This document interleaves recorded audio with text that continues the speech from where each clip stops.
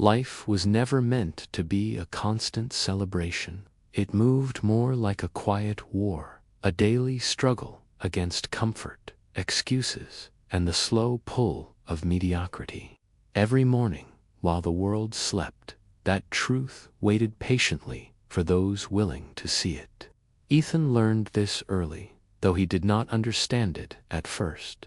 He was in his early 30s, living in a modest apartment on the edge of the city. From the outside, his life looked fine.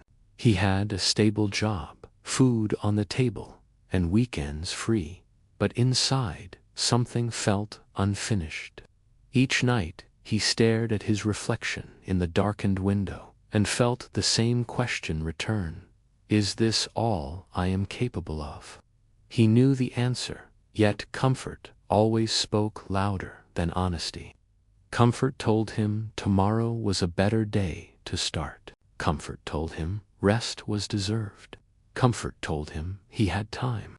And so the days passed, quietly stacking on top of each other. Ethan's life did not fall apart in a dramatic way.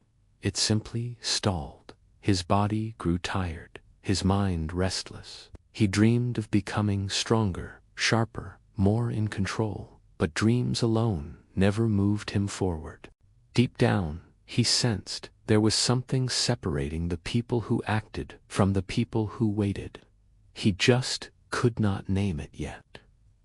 One evening after another long day, Ethan found himself walking through an old industrial district.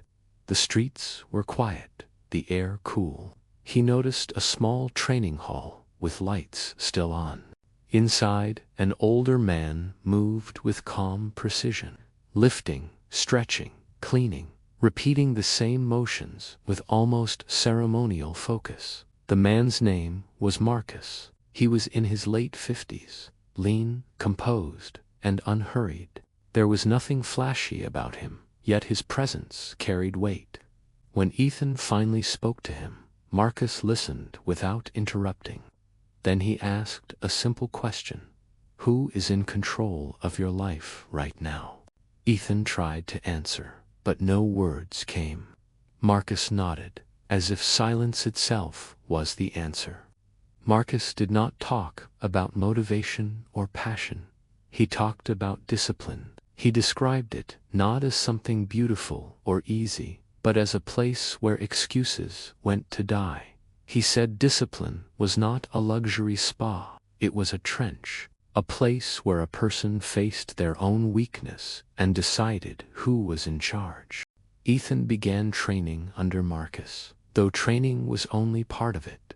Marcus insisted Ethan arrive before sunrise. He demanded punctuality, preparation, and follow-through.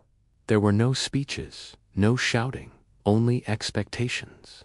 When Ethan complained of fatigue, Marcus reminded him that tiredness was common and discipline was rare. Some mornings, Ethan wanted to quit. His muscles burned. His mind begged for comfort. He told himself he did not feel ready, strong, or motivated. Marcus never argued with those feelings. He simply said that winners acted anyway. Days turned into weeks. Weeks turned into months. Slowly, something changed. Ethan noticed he was no longer negotiating with himself every morning. He woke up when the alarm sounded. He prepared his meals ahead of time. He planned his days instead of reacting to them. Discipline, Marcus explained, was like a muscle. Used daily, it grew stronger. Ignored, it weakened. Ethan learned that discipline was not about doing what felt good. It was about doing what needed to be done. It was about choosing long-term freedom over short-term pleasure. While others searched for shortcuts, Ethan began embracing discomfort. The harder path, Marcus said, was often the shorter one. There were setbacks, days when Ethan failed to meet his own standards. Marcus never scolded him. Instead, he reminded Ethan that discipline was not about perfection. It was about persistence, relentlessness, showing up again. As Ethan grew more disciplined, something unexpected happened. He felt lighter, more free. He stopped drinking, not out of pride, but out of clarity. He stopped wasting hours because he valued his time. People around him noticed the change. They asked how he did it. Ethan realized discipline had given him something priceless: control over himself. Marcus often said freedom had a price, and that price was discipline. Every area of life demanded it. Not just training or work, but promises, habits, and daily routines.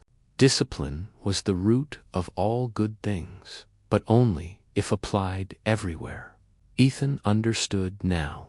Discipline was not a single decision. It was a lifestyle, a daily practice. Like training the body to be stronger, faster, healthier, discipline trained the mind to be steady and resilient. One evening, after a long session, Marcus told Ethan that no one would ever carry him uphill. No one would climb his mountains for him.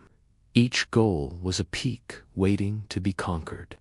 The ascent required focus, responsibility, and self-discipline. The easy path, Marcus warned, was often the longest and most painful.